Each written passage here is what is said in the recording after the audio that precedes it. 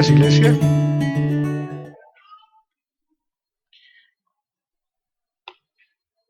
Hermoso tiempo de adoración hoy. Gracias al Señor por todo. Les cuento que hace unos años atrás, en un cumpleaños mío, en la noche, ya al finalizar el día, estábamos en la mesa, mi hija mayor, Sofi todavía no estaba, mi esposa, y estábamos en el compartir de familia, y estaba allí el detallito, el regalo, y yo con esa ansiedad de destaparlo. ¿Y qué será? ¿Y qué será? Llegó el momento en que empecé a destaparlo y adivinen qué era.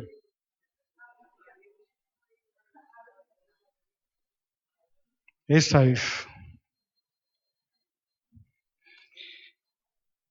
Les cuento que me fue la sonrisa un poquito. Me quedé como serio, me quedé mirando pensativo y ellas me miraban. ¿Cuál era mi reacción?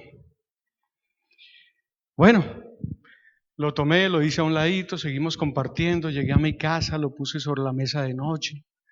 Allí lo dejé un poco de tiempo, lo miraba, salía. Después lo cambié a otro lugar donde no se me apareciera tanto. Lo puse en otro lugar y ahí lo dejé. Un día, no sé por qué razón, todavía no entiendo por qué razón, y créanme que al preparar hoy este tema no encontré la razón por la cual la tomé, bajé al parqueadero, abrí el baúl del carro y la puse en el baúl del carro. Y ahí la dejé. Quizá me sentía más cómodo así. Iba conmigo de todas maneras, a donde yo iba. El Señor empezó a hacer un resto de ajustes. Aunque yo le decía, está desajustando mi vida. Pero estaba haciendo un poco de ajustes. Y un jueves venía yo por la carrera 66 en el carro, sin encontrarle sentido a muchas cosas de la vida. Hostigado de muchos vacíos que sentía. Hoy jueves. Y escuché que ese día iniciaba un curso de proverbios acá en la iglesia. Y tomé la decisión y aquí llegué. Y ese día la desempolvé por primera vez. ¿Estamos celebrando el mes de qué? De eso vamos a hablar hoy. De eso vamos a hablar hoy. El mes de la Biblia. De hoy en 8 vamos a realizar nuestra segunda jornada de evangelización de este año. Y en la primera, yo les comenté que me encontré con un señor y empezó a hacerme cuestionamientos, y muy culto además, una persona preparada. Empezó a hacerme cuestionamientos y me comentó de un amigo que tenía empresa, que tenía un buen salario económico, que de pronto empezó a leer la Biblia y terminó loco, dijo él. Ese señor terminó loco. Empezó a entregar, a delegar a sus empleados, empezó a entregarle a sus hijos. Y en este momento está metido en una piecita solo y sigue estudiando la Biblia y sigue predicando el Evangelio. Por eso yo no creo en la Biblia, decía él. Y él se declara agnóstico, dice que Dios existe, pero es relativo. Es la manera en cómo cada uno lo podemos ver. No hay una idea absoluta de Dios, dice él. Y la defiende. En eso creen los agnósticos. Ahora yo mirando un poco hacia atrás, hacia mi pasado, yo creo que yo era agnóstico. Yo defendía la existencia de Dios, definitivamente sí, tenía miedo, no temor, tenía miedo. Me gustaba que mi esposa asistiera a la iglesia. escuchaba de Dios y me encomendaba a Dios como se encomienda a la gente normalmente en la calle, que sea lo que Dios quiera. Pero cuando me hablaban de una idea absoluta de Dios, ahí sí, espere un momentico. Yo creo en Dios a mi manera. Esa es la frase primordial del agnosticismo. Yo creo en Dios a mi manera. La única manera de defender eso en mi vida realmente fue el estudio de la Biblia. Se los confieso y es el testimonio personal.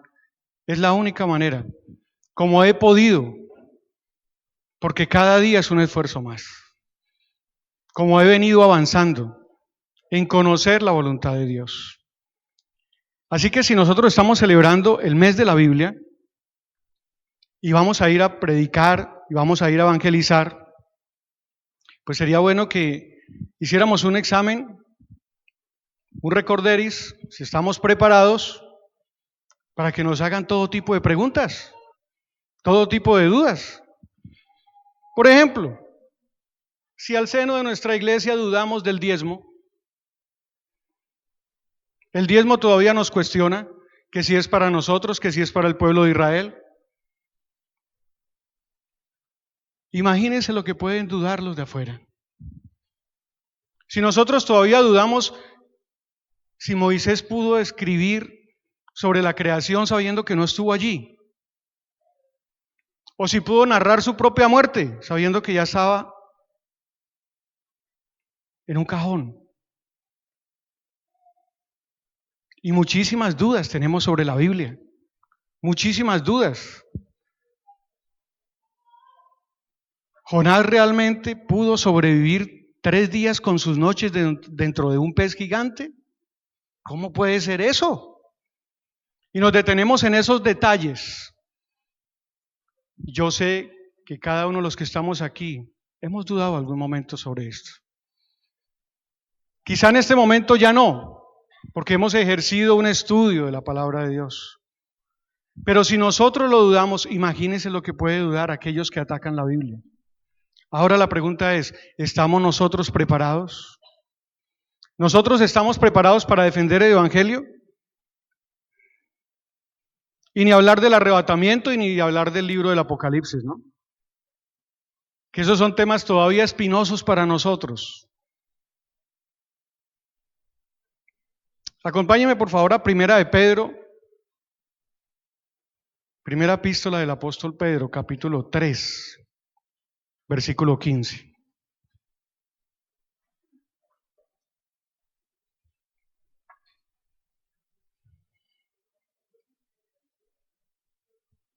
¿Lo tenemos? 3:15.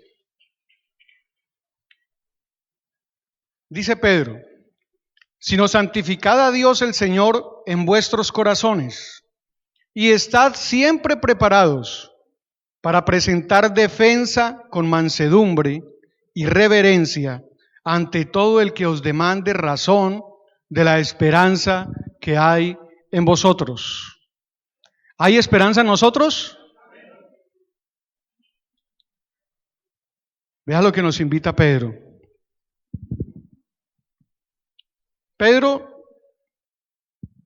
en ese momento, le estaba hablando al pueblo de Israel que se encontraba bajo el Imperio Romano. Y entonces Pedro decía,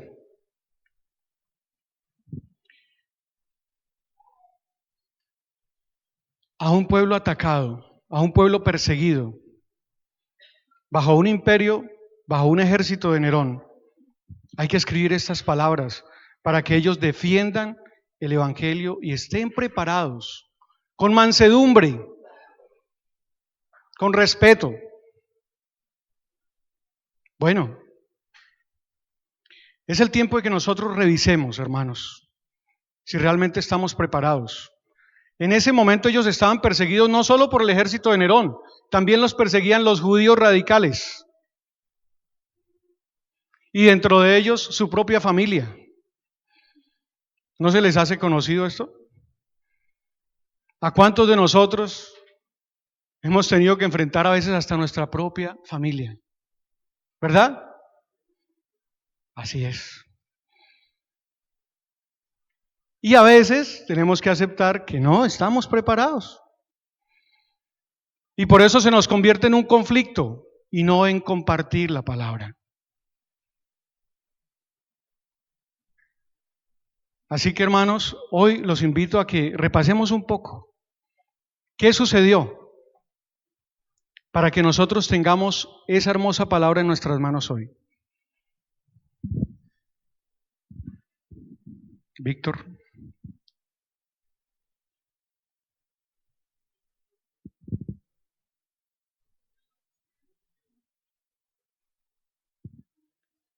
La Biblia.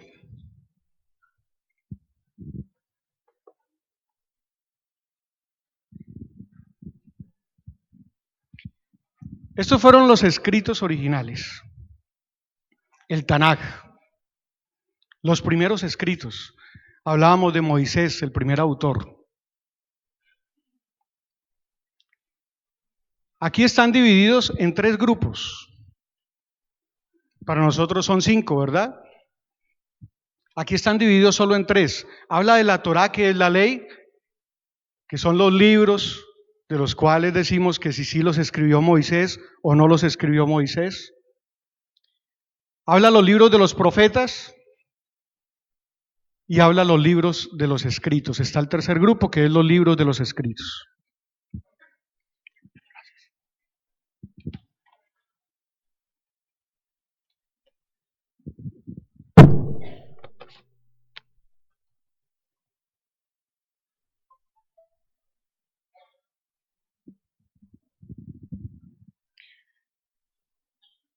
Ellos lo tenían resumido en tan solo 24 libros.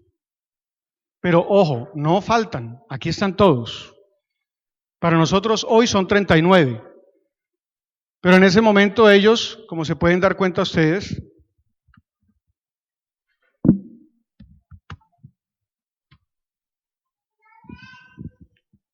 primer libro de Samuel y segundo libro de Samuel para nosotros, para ellos era un solo libro, el libro de Samuel. Primer libro de Reyes, segundo libro de Reyes, para ellos un solo libro. Los profetas estaban resumidos, estaban los 12 profetas menores. Así que todos esas agrupaciones resumían sus escritos en tan solo 24 libros. Así que lo que nosotros tenemos ahora como 39 libros del Antiguo Testamento fue más adelante que se llegó a esta división. Avancemos. Posteriormente, los grandes eruditos y estudiosos de la Biblia hablan de que Esdras, ¿se acuerdan de Esdras? Hubo 2 transformadores, 2 reedificadores de la parte espiritual del pueblo de Israel sometido a cautiverio en Babilonia. Acuérdense, reinó Salomón, después vino su hijo, división del reino, reino del sur, reino del norte, los 2 reinos destruidos y terminaron sometidos en cautiverio en Babilonia. Pero es Esdras, Nehemías es quien construye el templo y Esdras es el encargado de reconstruir la fe del pueblo de Israel. Y por eso Esdras se toma la tarea de analizar por qué caímos en esta desgracia, por qué estamos así. Y se acordó que Deuteronomio 6, del 6 al 9, nos hablaba de que debíamos estar en todo tiempo revisando la palabra. Y volvió a revisar los archivos y empezó a recopilarlos. Se dice que es posible, o es muy seguro, que Esdras recopiló formalmente el primer canon con todos los libros que anteriormente vimos del Antiguo Testamento. Él no hizo ninguna traducción, simplemente los recopiló, los revisó, los agrupó de una manera más formal. Acuérdense ustedes también que Esdras es el fundador de la gran sinagoga. Ya cuando regresan nuevamente al templo, Ellos empiezan nuevamente a estudiar la palabra, motivados por Esdras. Es Esdras quien los motiva. Y es Esdras el fundador de la gran sinagoga a la cual llegó Jesús a prepararse. Allí llegó Jesús a prepararse. Esta recopilación y estos estudios que ellos hacían en la gran sinagoga se hacían todos en el idioma original, en el hebreo, que es la mayor parte en el que está escrito el Antiguo Testamento. Hay algunas partes en arameo, pero en su gran mayoría está escrito en hebreo.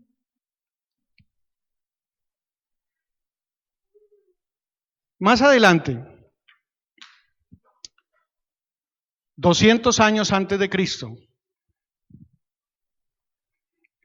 bajo el imperio de Alejandro y a solicitud de Alejandro para la Biblioteca Alejandrina, se hace una traducción del hebreo y del arameo al griego. Se llamó la Septuaginta. Fíjense que fue una decisión de Alejandro que no era ni judío ni creyente en ese momento. Y es él quien decide por cultura. Voy a darme el lujo de tener eso que hablan los judíos, voy a darme el lujo de tenerlo en mi biblioteca. Y entonces él ordena hacer una traducción al griego, que era el idioma en ese momento en Roma.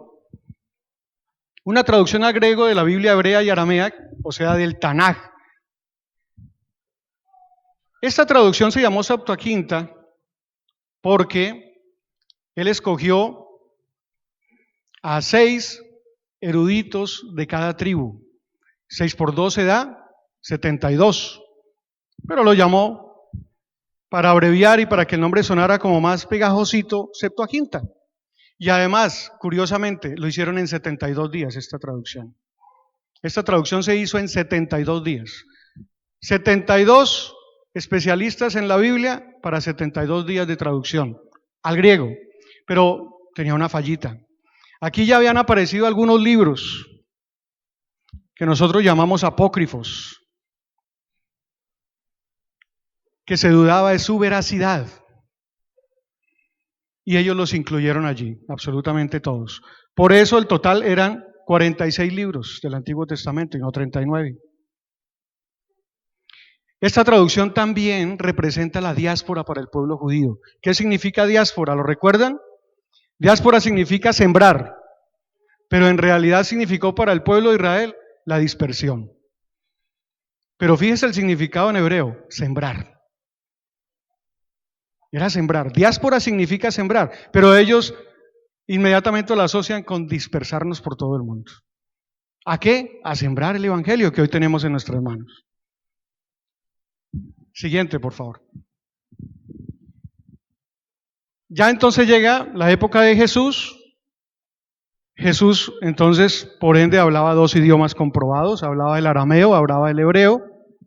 Estuvo en la sinagoga preparándose, acuérdense que de niño se le perdió a sus padres y estaba aprendiendo, o mejor, debatiendo ya como un maestro a esa temprana edad sobre los escritos. Vino Jesús y posteriormente vinieron los escritos de los apóstoles. Escritos que sucedieron a raíz de la venida del Espíritu Santo, Hechos 1:8, y recibirán poder cuando venga sobre vosotros el Espíritu Santo. Fueron escritos desde el año 45 al 95 después de Cristo aproximadamente, o sea que en un tiempo de 50 años, en el idioma oficial del Imperio Romano, en el griego koiné. Los escritos se hicieron en papiros o en pieles de animales. Aquí los animalistas nos pueden tirar las orejas, pero no era que sacrificaran los animales para escribir allí, no. Era que también se hacía una especie de reciclamiento. Y se escribían ya oficialmente en pieles de animales. ¿Seguimos? Estas cartas iban y venían. Acuérdense que Pablo empezó a fundar iglesias y a escribir cartas porque no podía estar allí, porque era perseguido. Iba, fundaba la iglesia, se quedaba un tiempo y corra porque lo van a matar. Entonces la única manera de seguir formando esa iglesia fue a través de cartas. Y empezaron a ir cartas, a venir cartas, a estar por allí en rollos escritas, y fue solo un canon oficial el que los consolidó nuevamente. Fue en el siglo IV, en el año 397 después de Cristo, cuando se aprobó oficialmente, fíjense ustedes, 39 libros del Antiguo Testamento. Ahí sí ya entonces vino la división del libro de Samuel, de Reyes, de Crónicas, los profetas, ¿verdad? Quedaron 39 libros en el Antiguo Testamento y 26 libros del Nuevo Testamento. ¿Sí son 26? Muy bien, 27. ¿Qué pasaba entonces allí? El Apocalipsis nos ha dado duro desde esa época. Y todavía nos sigue dando duro el Apocalipsis. Y ese libro fue sometido a un estudio riguroso. Esperemos, todavía no lo incluyamos dentro del canon oficial. Ese se llamó el canon oficial de Cartago. ¿Qué significa canon? Canon significa una medida con la que había que revisar cada libro, un estándar con el que había que revisar cada libro para saber si cumplía con los requisitos para incluirlo dentro del libro sagrado. Es decir, si cumplía con los requisitos de ser inspirados por Dios, si eran palabra de Dios. Eso significa canon. Y quedaron allí establecidos 39 para el Antiguo Testamento, que ¿qué significa testamento? Pacto. Para el Antiguo Pacto quedaron 39 y para el Nuevo Pacto quedaron 26. Solo hasta el año 419 después de Cristo fue incluido el libro del Apocalipsis. Aunque hay una aclaración, hubo gran desacuerdo, no hubo de conformidad, no hubo unanimidad. Muchos estuvieron en contra de incluir el libro del Apocalipsis, que significa revelación, y que es el libro que vendrá. Por eso nos cuesta tanto trabajo. Si nos cuesta creer lo que ya vimos, imagínense si nos va a costar trabajo creer en lo que vendrá. Nos dicen que va a suceder esto, revelación. Siguiente. De aquí en adelante vinieron muchas versiones. Para incluir las más importantes y las más trascendentales que dieron lugar al libro que tenemos hoy nosotros en la mano, podemos hablar de la Vulgata Latina, que sucedió en el siglo IV. Resulta que aquí ya el griego no era el idioma común. Aquí ya todo el mundo hablaba el latín, vulgar. Que vulgar significa no grosero, sino vulgar significa común. Vulgar significa lo de casi todo el mundo. Lo que llamamos hoy lo popular. Ese idioma latín era el que estaba hablando casi todo el imperio. Así que un consejero del obispo de Roma, aquí ya estaba la Iglesia Universal, ordenó a un monje, Jerónimo, San Jerónimo, ordenó que hiciera una traducción. Era por ende un hombre preparado en hebreo, en arameo, en griego, y ordenó que hiciera una traducción al latín. Bien, entonces, esta versión de la Vulgata Latina debemos tenerla en cuenta porque es una versión que se manejó muchísimos años, muchísimos siglos. La Vulgata Latina. Es más, acuérdense ustedes que cuando vinieron los españoles a colonizarnos, con ellos vinieron militares y con ellos vinieron monjes de la Iglesia Católica. Y así fue que entró la religión católica a nuestro país, por medio de la Vulgata Latina. Y por eso en las misas no se entendía nada, porque hablaban en latín. Pater noster et Filii et Spiritus Sancti era lo más que se entendía. El resto, hacíamos como a veces hacemos aquí, por ahí cabeceamos de vez en cuando. Así que las porciones de Biblia que se tenían eran en latín. Esa Vulgata Latina la hizo San Jerónimo. San Jerónimo tenía una frase muy especial. El que no conoce las Escrituras, no conoce a Cristo. Esa frase es para nosotros hoy también. El que desconoce las Escrituras, desconoce a Cristo.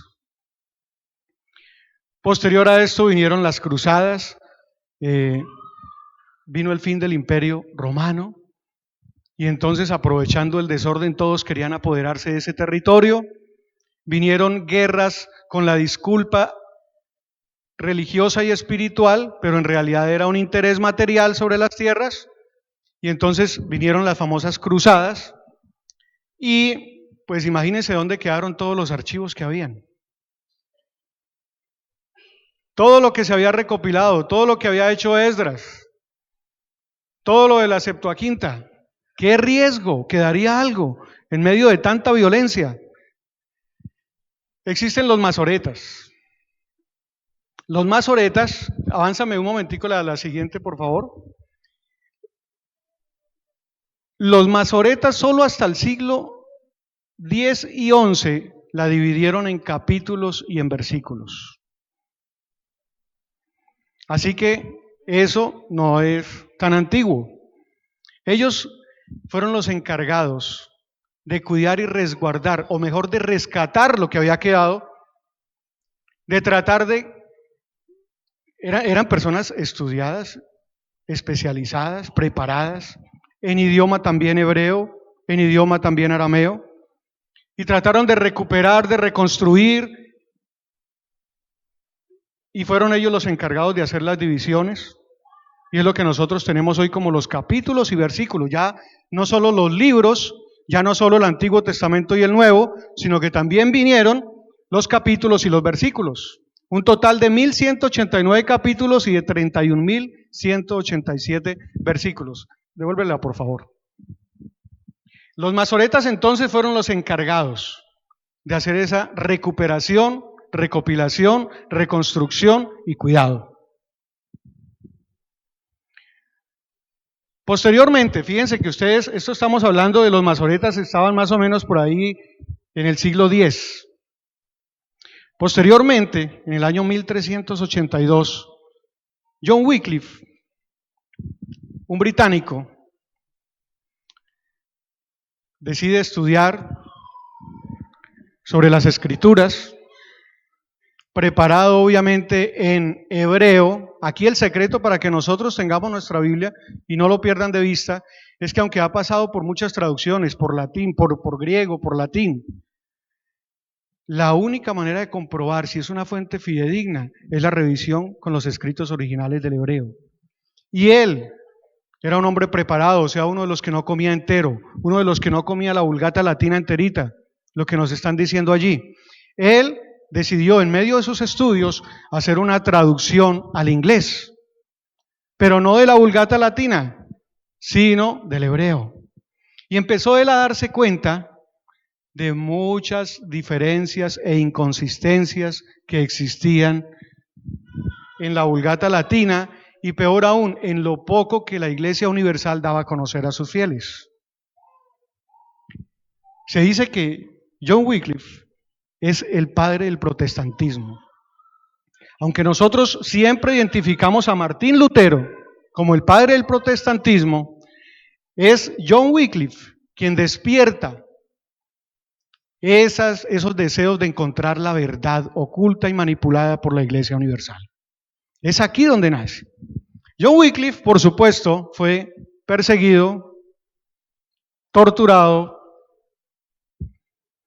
se les escapó de ser asesinado, porque en medio de tanta persecución sufrió de una enfermedad que lo llevó a la muerte, pero le hicieron juicio después de muerto. Fueron, abrieron su tumba, sacaron sus restos y lo quemaron. No se salva. Y a sus discípulos les hicieron juicio, los quemaron, les quemaron sus escritos. Así de terrible era la Santa Inquisición. Santa, ¿no? Es santa. Bueno, posteriormente vino el invento de la imprenta.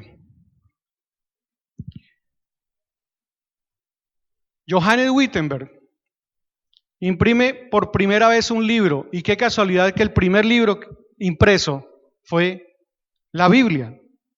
Obviamente, ¿qué versión creen ustedes que era? la Vulgata Latina para no meterse en tantos problemas. Porque acabo de inventar esto y me van a cerrar el negocio. Para no tener tantas complicaciones y viendo cómo perseguían y quemaban y mataban, mejor hago una traducción de lo que ellos tienen, de lo que se puede medio ver, medio observar.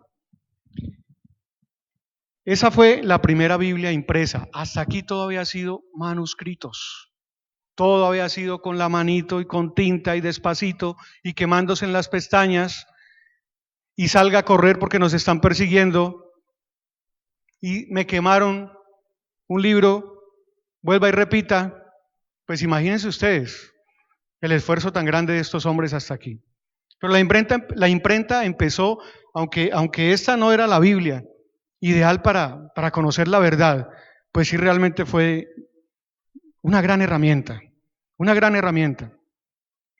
Posteriormente entonces, Martín Lutero, motivado por John Wycliffe, es Martín Lutero siendo un monje de la Iglesia Católica, un alemán,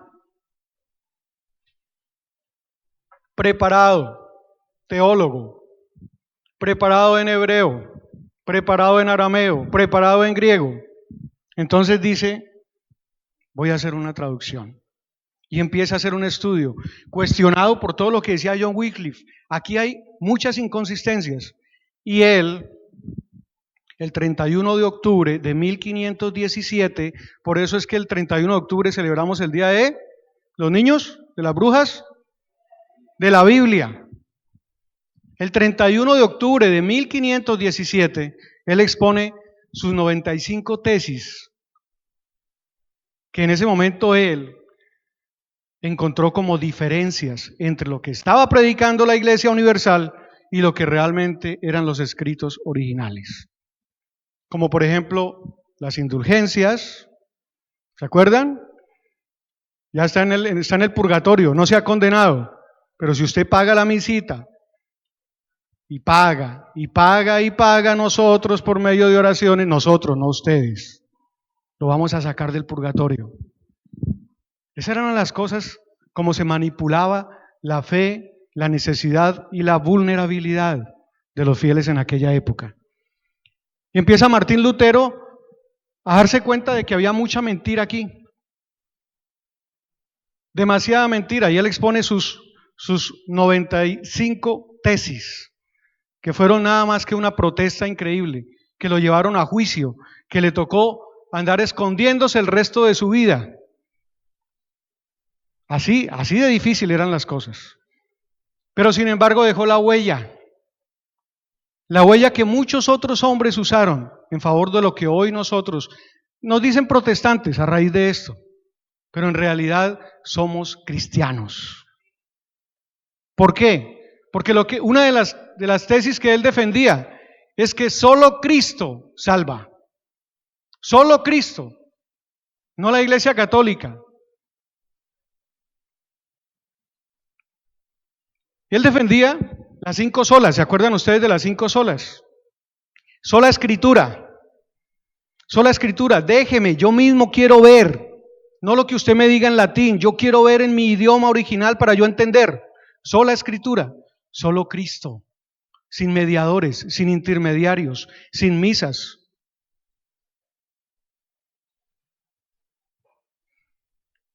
Sola fe, sola gracia y sola gloria a Dios. Eran las 5 solas de Martín Lutero. Bueno, pues este hombre despertó en Europa en algunos creyentes que el Señor siempre los ha llamado remanente fiel. Siempre, a pesar de tanta mentira y de tanta falsedad, siempre ha habido un remanente fiel.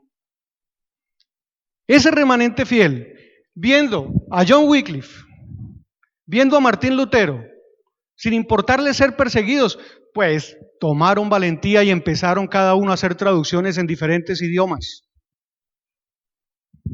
Y es así cuando viene la traducción al idioma castellano. Avanzamos, por favor. La siguiente. En España viene entonces el idioma español que no es tan viejo, es apenas hace 1000 años, que se llamó originalmente castellano, que nació del latín, porque de todas formas el latín, aunque difícil, hay algunas palabras que son muy similares, por eso la lengua madre es el latín, el castellano es fruto de ella, y es allí donde viene a darse la traducción de la Biblia del oso. Anoten esta fecha, y los que ya la saben recuérdenla. 26 de septiembre de 1569. 26 de septiembre. En realidad, nosotros en Colombia celebramos el mes de la Biblia octubre. ¿Por qué? Por Lutero, por el 31 de octubre, porque fue el que le dio fuerza al movimiento protestante. Pero oficialmente el mes de la Biblia en el mundo entero es septiembre, y sobre todo en el mundo de habla hispana, porque es allí cuando es conocida la Biblia en nuestro idioma castellano. 26 de septiembre de 1569, un hombre, un monje, discípulo de San Jerónimo, de quien les había comentado ahorita, Casiodoro de Reina. Se dice que su esposa era de origen judío. De él no se ha comprobado si realmente tenía ancestros judíos o no. Este hombre, en medio de persecución, era un hombre de clase media alta y terminó en la ruina, escondiéndose del Imperio Español por sus estudios teológicos y por su búsqueda de traducción de la Biblia al castellano. Pero ojo, traducción del hebreo y del griego, no de la Vulgata latina. Es importante esto. Y este hombre perseguido, le tocó huir de su país, refugiarse en muchos países, logró hacer la traducción en castellano que se llamó la Biblia del oso. ¿Por qué se llamó la Biblia del oso? Vamos al Salmo 18:10, por favor. Salmo 18, capítulo 18, versículo 10.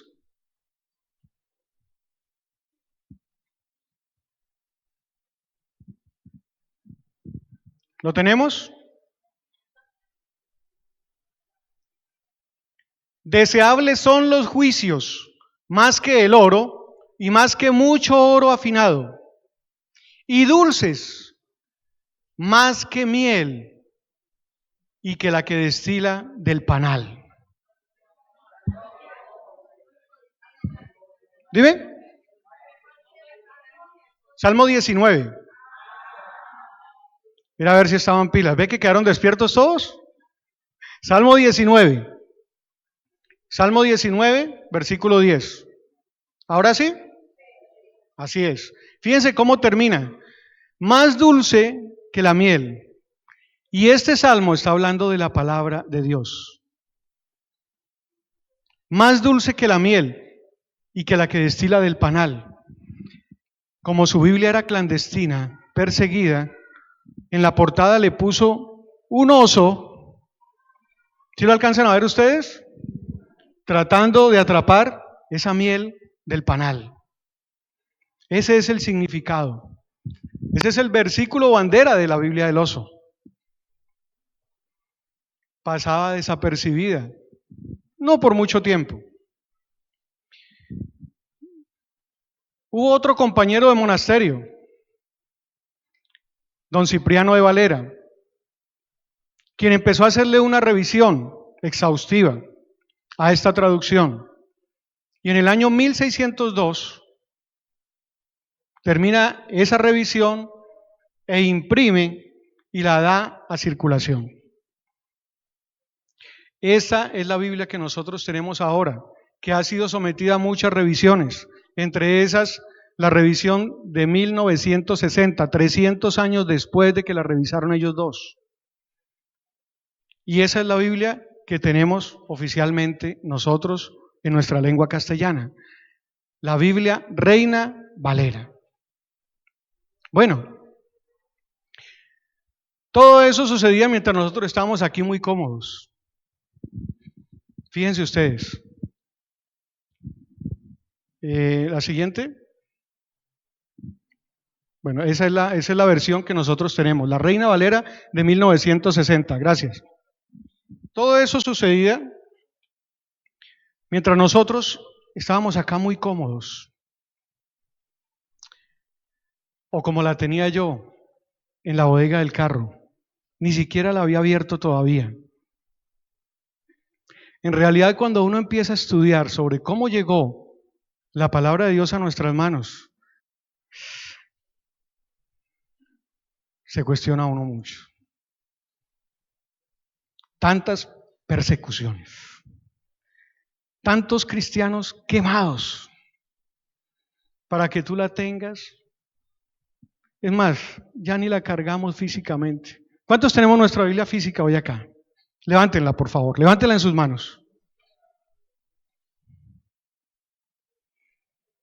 Ya muchos decimos con pereza que esta es la Biblia.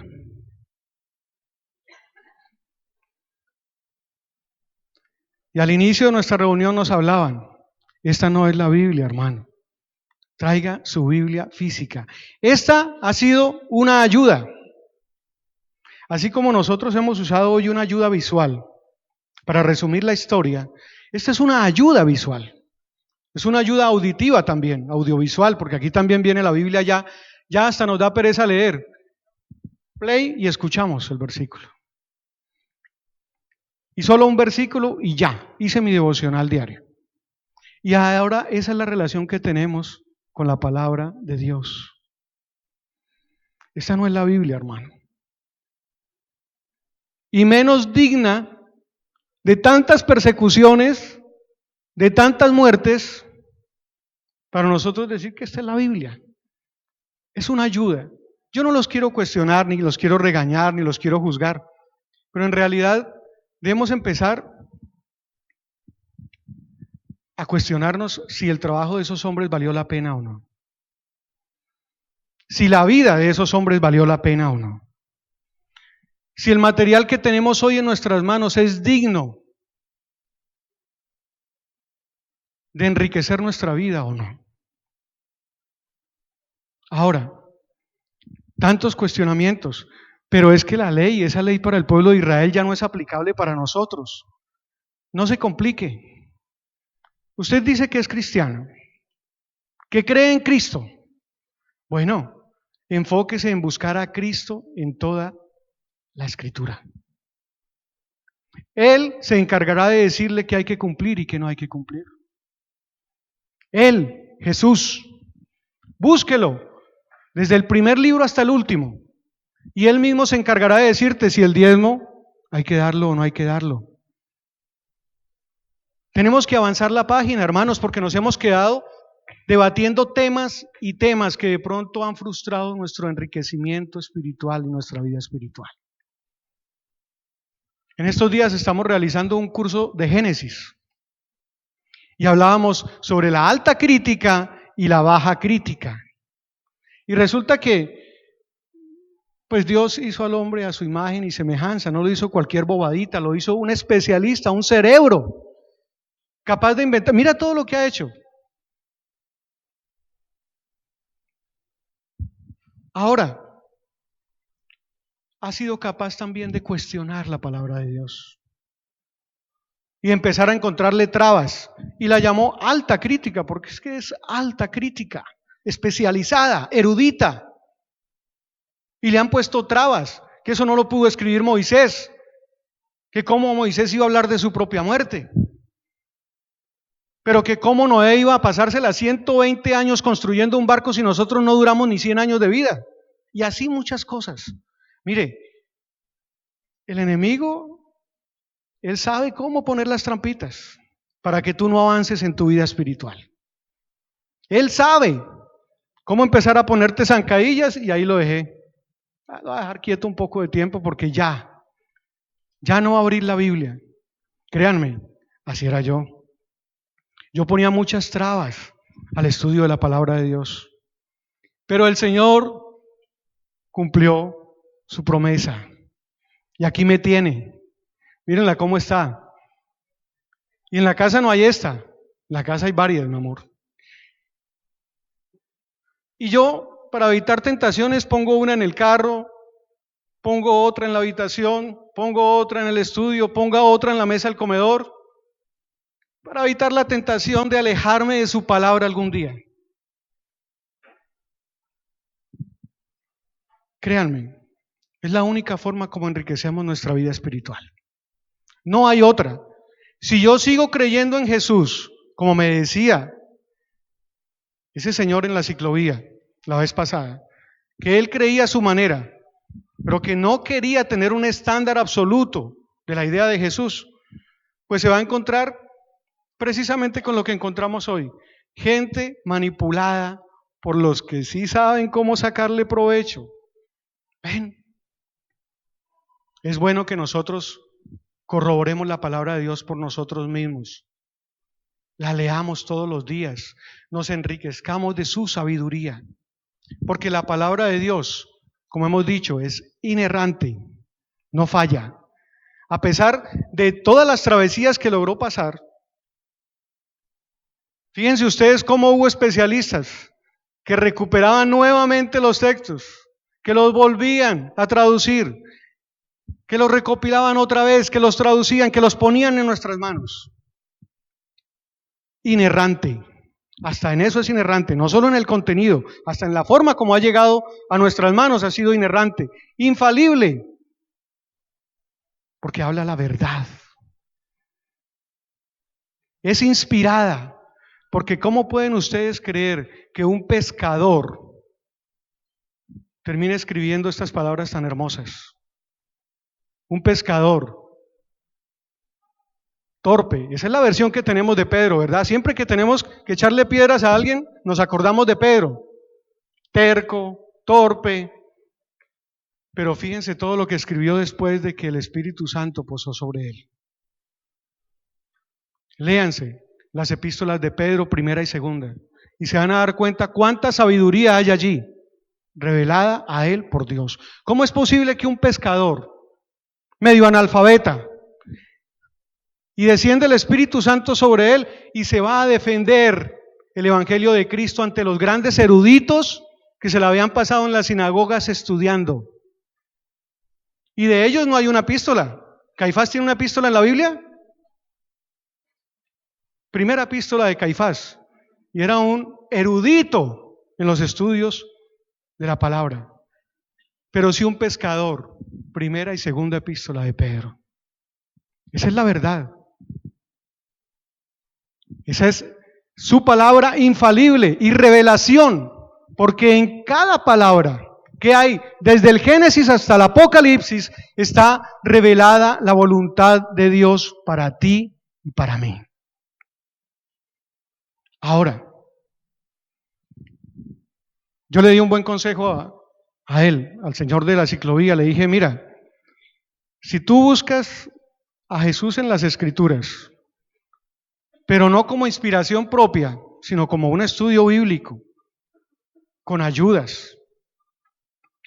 Porque es que es una cosa que a veces nosotros no sabemos leer la palabra.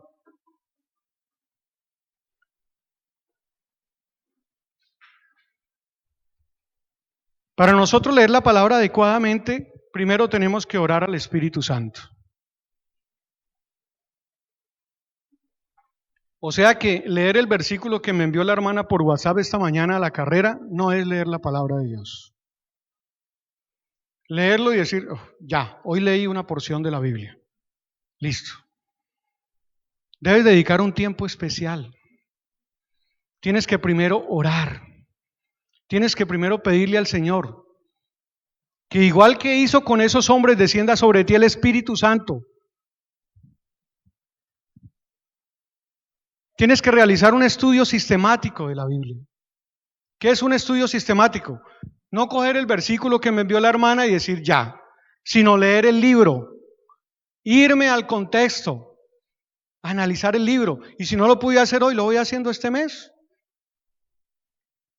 Ahora, nosotros tenemos un ministerio educativo en nuestra iglesia. Muchas veces hemos dicho, ¿quién no ha hecho primer nivel? Los esperamos. ¿Quién no ha hecho segundo? ¿Quién no ha hecho tercero? Los esperamos. Es una forma fidedigna de hacer un estudio bíblico. Un estudio sistemático, que podamos analizar todo el libro, el contexto histórico, quién lo escribió, cuándo lo escribió, por qué lo escribió y qué significa ese libro para nosotros ahora. Pero tú, si terminas leyendo el versículo de WhatsApp, no sabes si es verdad o es mentira lo que dice allí. Es más, nos lo envían en muchas traducciones, que a las cuales un pequeño paréntesis y una recomendación. Hay muchas otras versiones, hoy hablamos de la Reina Valera, hay muchas otras versiones. Si usted descarga la aplicación de la Biblia en su celular, le van a aparecer muchísimas versiones allí. Se recomienda la Reina Valera 1960, porque ha sido una Biblia traducida desde 1569 hasta nuestros días, sometida a muchísimas revisiones de muchísimos especializados.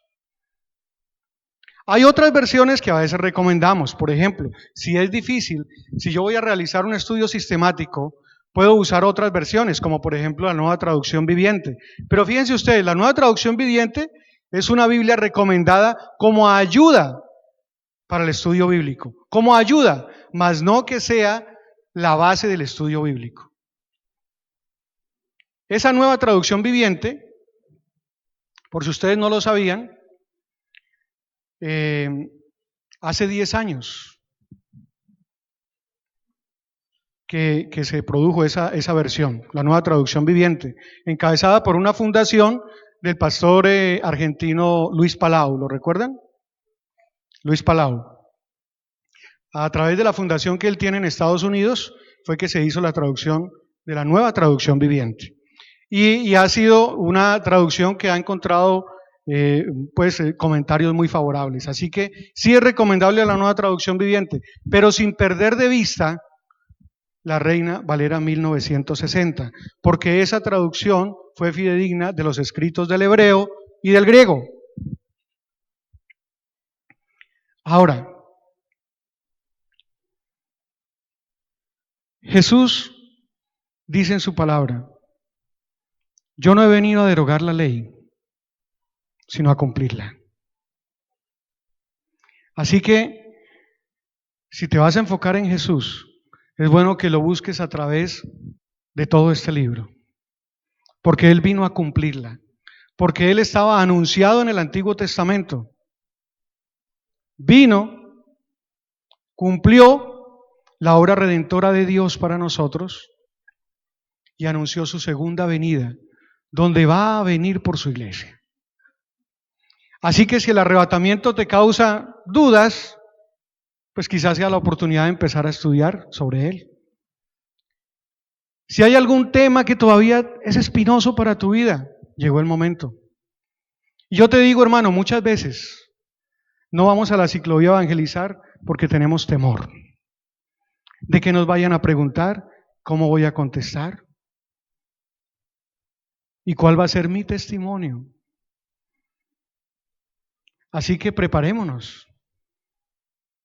Hoy quizá ustedes digan, esta es una charla de historia, sí, pero también es la manera como podemos cuestionarnos y reflexionar sobre lo que significa este libro en nuestra vida. ¿Es la Biblia realmente nuestro libro de cabecera?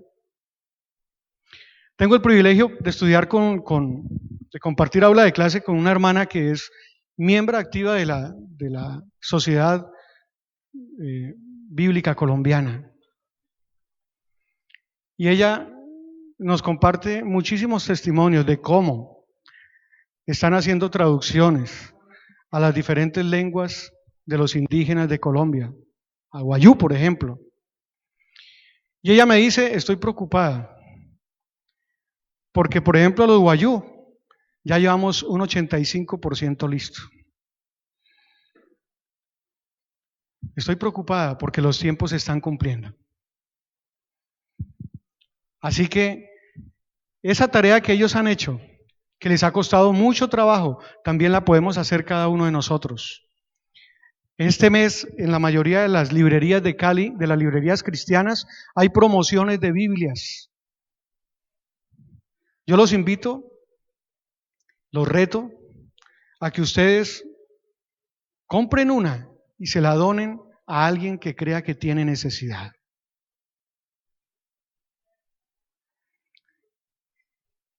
Háganlo. Ahora, si usted es el que tiene necesidad, ya sabe qué hacer.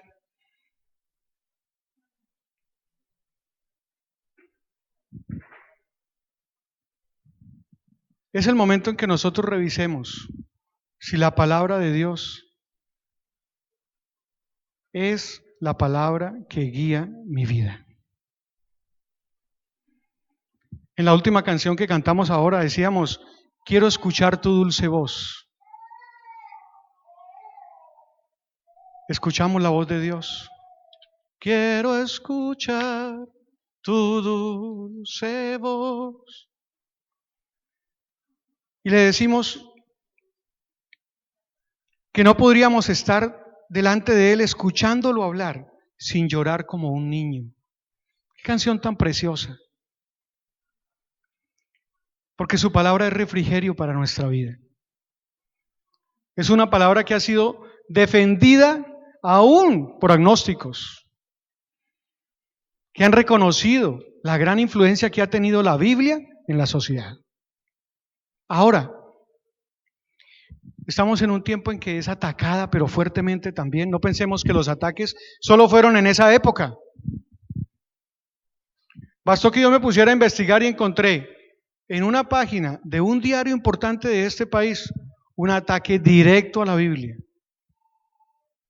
Hablaba sobre la libertad de cultos y hablaba que el Ministerio de Educación le hace falta pantalones, que porque permitió que se cambiara el nombre de religión por ética y moral, pero que siguen muchos profesores enseñando la Biblia a sus alumnos. ¿Qué significaba eso? Muy duro el cuestionamiento, en un diario muy importante de este país. Y eso es lo que vemos a diario. En nuestros colegios se ataca la verdad. En nuestras calles se ataca la verdad. Y los únicos preparados o que debemos estar preparados para defenderla somos nosotros. Así que, ¿estamos preparados para defenderla? Que no sea solo ir y repartir el volantico. Hermano, Dios le ama. Sí, es una frase sencilla, pero tenemos que pasar adelante. Lee la Biblia. Busca a Dios en las Escrituras. Ahí vas a conocer realmente a Dios. Si tienes dudas en tu vida, conoce a Dios. Ustedes no se imaginan cuánta sabiduría encontré yo en el libro de Proverbios cuando empecé el estudio. Y yo creía que me las sabía todas.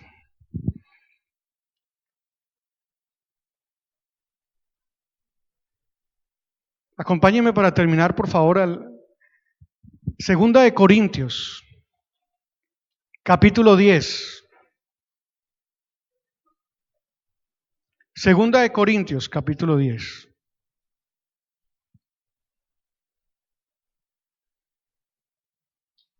Y leamos del 3 en adelante. Del versículo 3 en adelante. Leamos hasta el 5. Leámoslo todos en una sola voz. A la voz de 3. 1, 2, 3. Pues aunque andamos en la carne, no militamos según la carne, porque las armas de nuestra milicia no son carnales, sino poderosas en Dios para la destrucción de fortalezas, derribando argumentos y toda altivez que se levanta contra el conocimiento de Dios, y llevando cautivo todo pensamiento a la obediencia a Cristo. Así era yo, terquito, altivo, soberbio. Por eso me había costado tanto trabajo abrir este libro.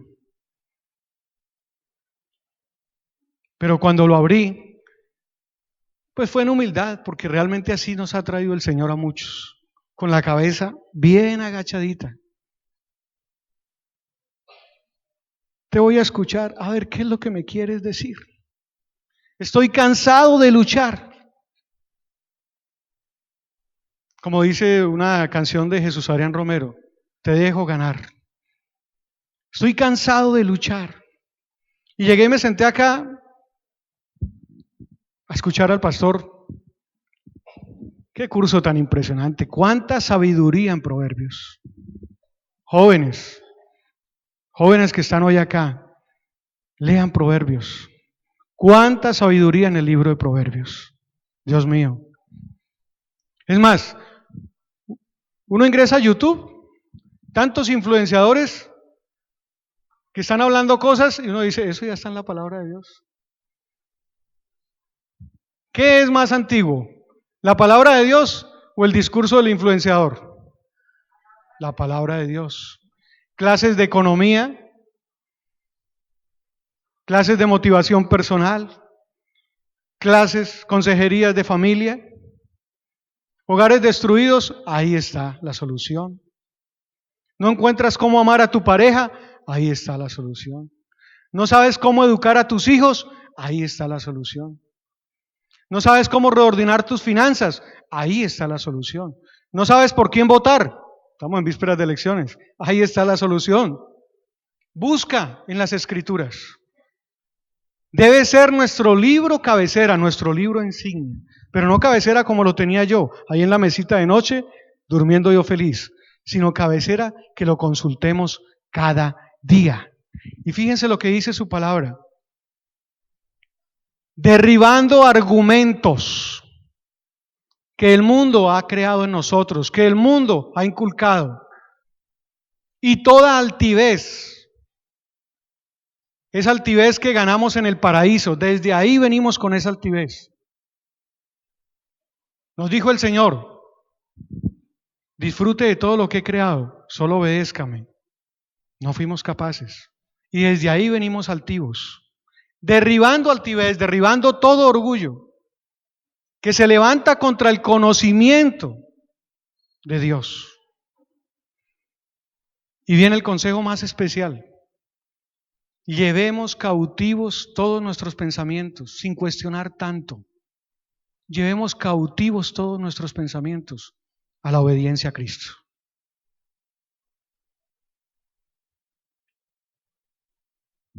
Te invito a que te pongas de pie.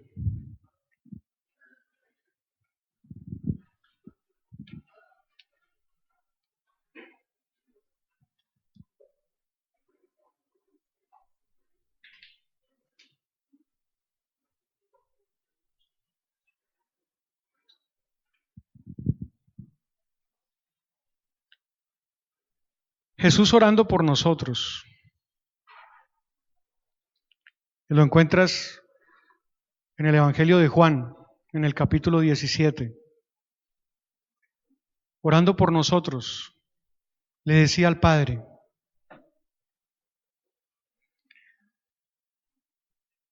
no ruego que los quites del mundo, ruego que los guardes del mal.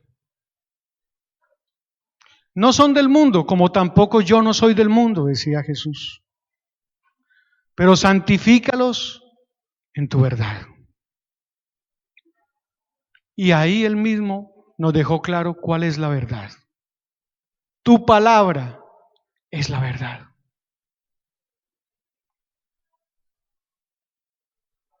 Hoy, Señor,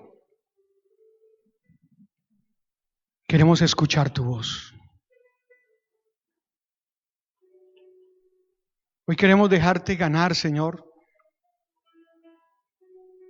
porque el mundo ha sembrado en nosotros autosuficiencia, independencia de ti.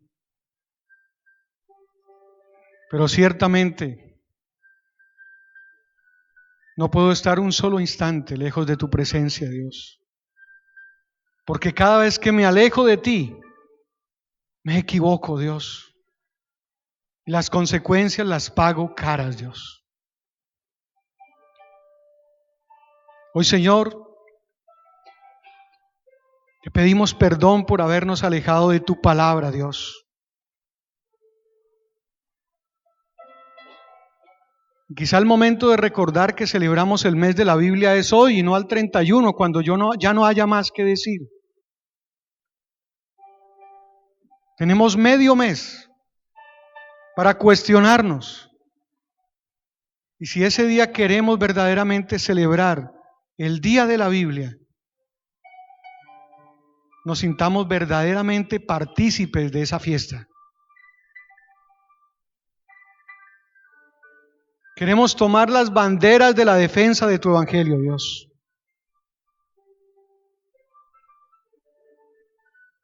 Pero antes tendremos que someternos en obediencia a tu palabra, Señor.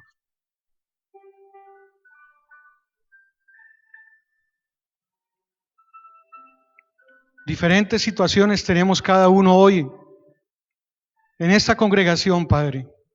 Tú las conoces, Señor.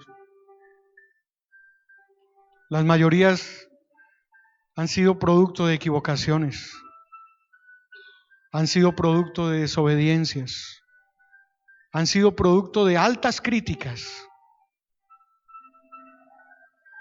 Señor, enséñanos a llegar a la baja crítica.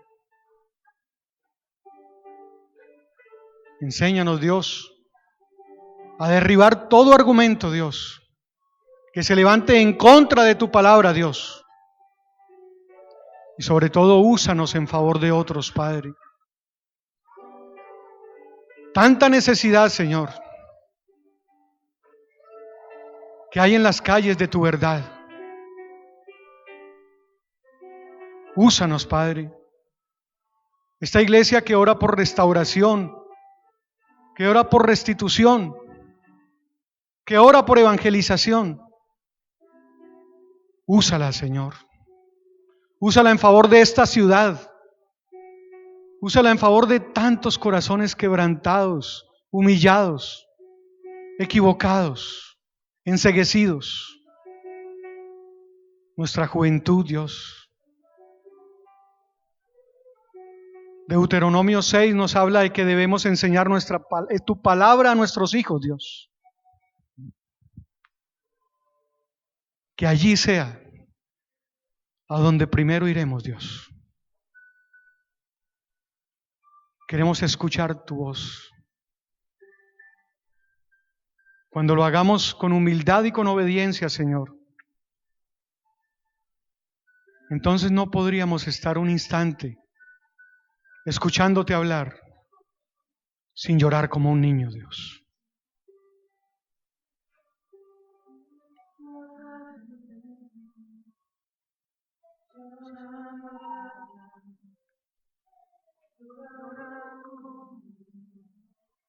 Y pasaría el tiempo así, sin tener nada más que escucharte hablar. Háblanos, Señor. Queremos abrir nuestros libros, no más celulares, Dios. Queremos volver a esa Biblia hojeada, remarcada, reanotada, Dios. Volver a encontrar ese primer amor en tu palabra, Señor. No más celulares, que se conviertan en una ayuda, mas no en la fuente de tu verdad, Dios. Ayúdanos, Dios. Queremos escuchar más de ti, Dios. No nos dará pena del Evangelio, porque es el poder y es la fuerza de tu verdad para reconstruir toda vida de todo ser humano, Dios. Tu palabra dice que cuando todo el mundo sea evangelizado, vendrá el fin. Por eso, Señor, úsanos en favor de la gran comisión. En el nombre poderoso de Jesús. Amén. Damos la gloria y la honra al Señor.